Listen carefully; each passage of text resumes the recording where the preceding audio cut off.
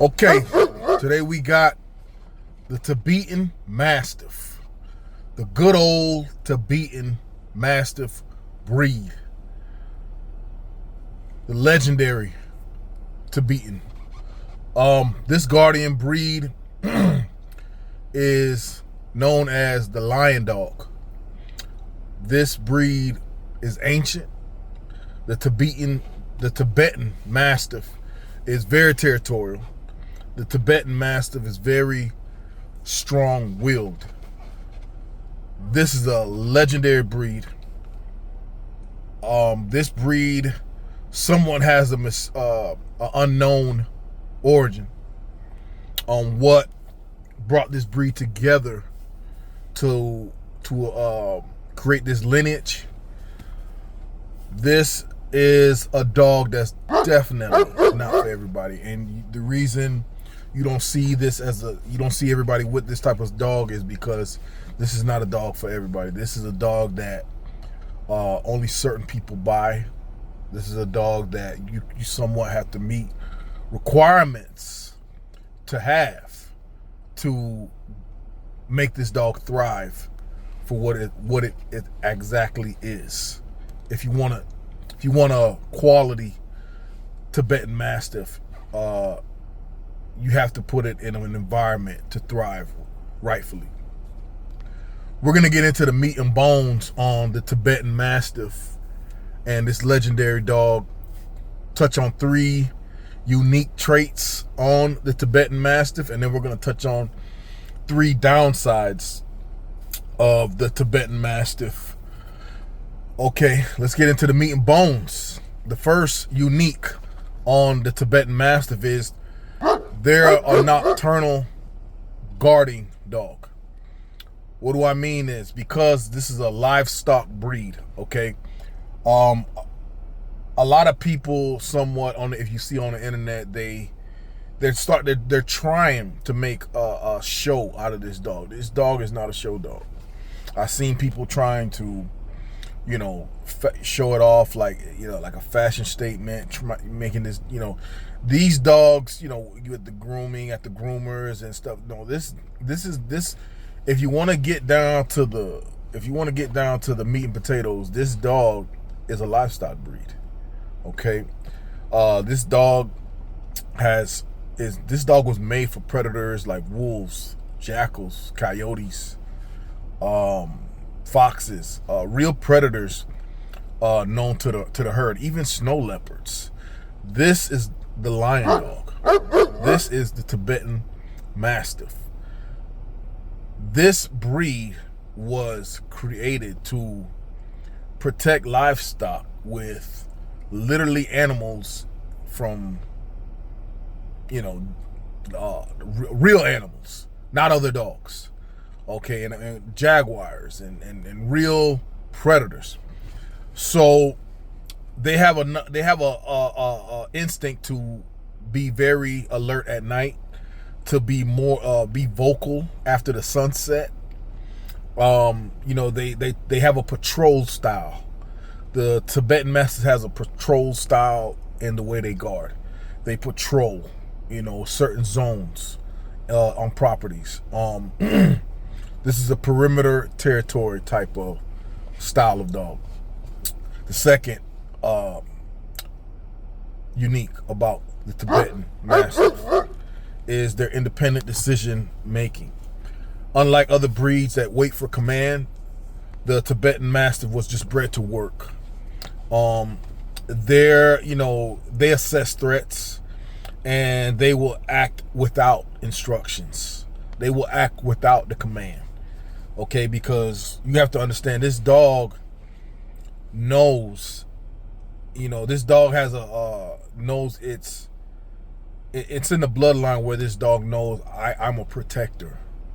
Okay, so the minute it sees a threat, it keeps the livestock, the flock in check. This is a dog that if sheep, goat, whatever they're hurting, and some of those, and that's a real job for animals too, because you got some animals that are hard-headed and will challenge the dog. And let me tell you something, not these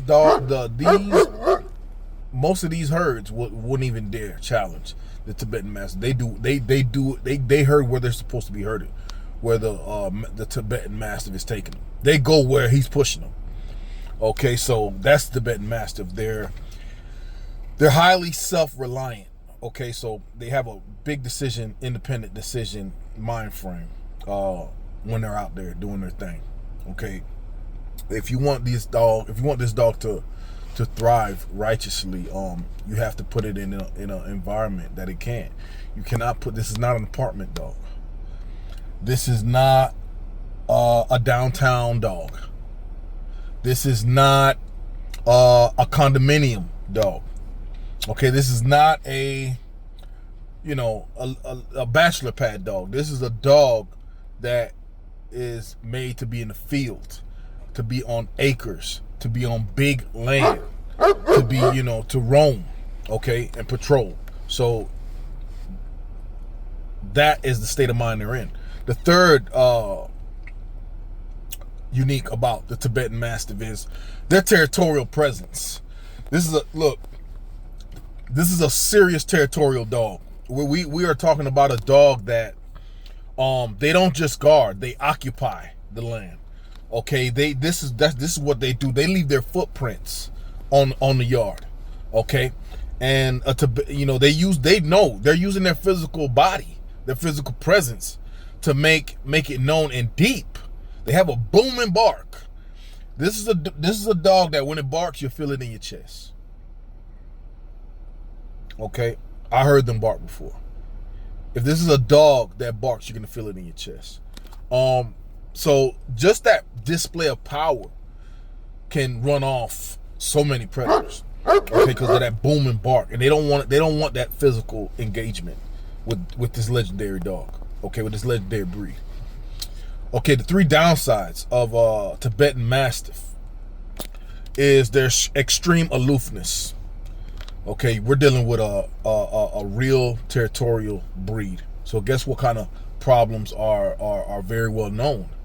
Okay, number one, okay, for the downside is their extreme aloofness. What does that mean? Extreme aloofness? I don't mind saying that every video on certain breeds that we're talking about.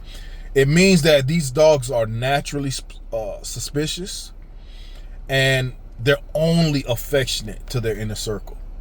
This is the dog that you don't take to the dog park. This is a dog that you don't have your cousin, auntie, friend, uncle come over to touch if they never met him. No, that is dangerous. No, this is a dog that only sticks with family. Okay, they only look at family. Everything else is suspicious. Okay, so you don't call your cousin, auntie, brother, brother-in-law to, and call their niece and to get their nephew to touch the dog. No, that's a disaster. This dog is not friendly to strangers. It's not. Okay, only immediate family. It's a real challenge to do that, to open them up. It's a real challenge for this legendary dog. It makes it hard to host guests over. They're strong, and the second downside is their strong will. Okay, all of these downsides are related to some of their strengths. I mean, it's a territorial breed, so you have territorial problems also. So they have a strong will, so guess what? Low trainability. What does that mean? It's because they're so independent. They're famous and they're difficult to train.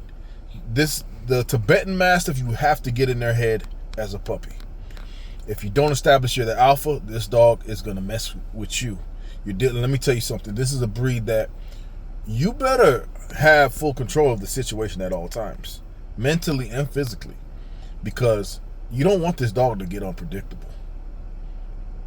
You don't want this dog to get unpredictable, because then your life will be in danger. This is a man-stopping breed. Okay, this is a man-stopping breed. So sometimes they will ignore your command. That's the Tibetan Mastiff. Unless you give them a logical reason. The last downside of the Tibetan Mastiff is their nuisance barking. I'm gonna be honest. They're barkers, okay? So, and they're nocturnal dogs, so that means they come alive at night. Okay, they really come alive at night. They bark at every sound. Okay, they bark at every sound, every movement, something detected. That's what they do. You know, this is not a suburb dog. You don't want to bring this dog to the suburbs. You don't want to bring this dog to, you know, no. This dog needs space. Okay? So it can make a lot of frequent noise in certain environments. So, and you can get a lot of noise complaints about the Tibetan Mastiff. You cannot hide this dog in the closet. Okay, you cannot hide this dog under the bed. It ain't happening. So due to the size and protective nature of these dogs, they desire high level socialization, and at a very, very young age. And I mean a lot of it, and then after a lot, do a lot more. Okay, that's the Tibetan Mastiff. That's the Tibetan Mastiff in a small box.